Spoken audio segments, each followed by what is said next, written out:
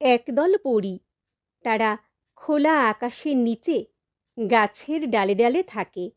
রোদে দেহ পুড়ে যায়, বৃষ্টিতে দেহ ভিজে যায়, শীতকালের হিমেল বাতাসে দেহ কাঁপতে থাকে। বড় কষ্ট।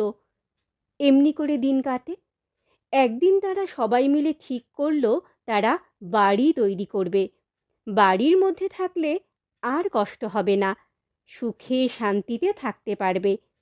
কয়েকজন পরী বলল, চলো আমরা গভীর বনে যাই। সেখানে একসঙ্গে অনেক বড় বড় মজবুত গাছ আছে। সেসব ডালে বাড়ি তৈরি করলে আর কোনো ভাবনা নেই। দুজন পরী বলল, গভীর বনে যেতে যাব কেন? এই তো বেশ ফাঁকা ফাঁকা মাঠে গাছ রয়েছে, ওখানেই বাড়ি তৈরি করব। কয়েকজন গভীর বনে চলে গেল।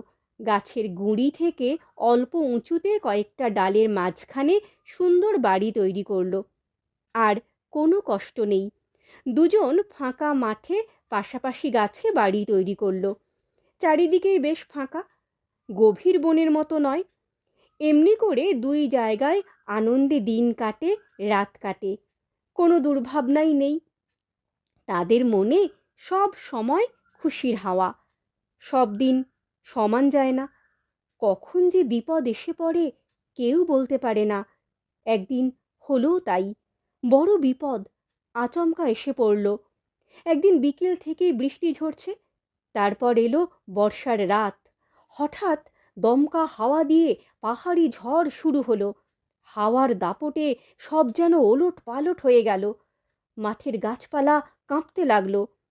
ঘন বনের মধ্যে একসঙ্গে অনেক গাছ, ফাঁকা জায়গা কম, তাই সেখানে ঝড়ঝাপটা তেমন সুবিধে করতে পারল না।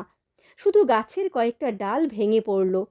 বনের পরীদের বাড়ি বেঁচে গেল।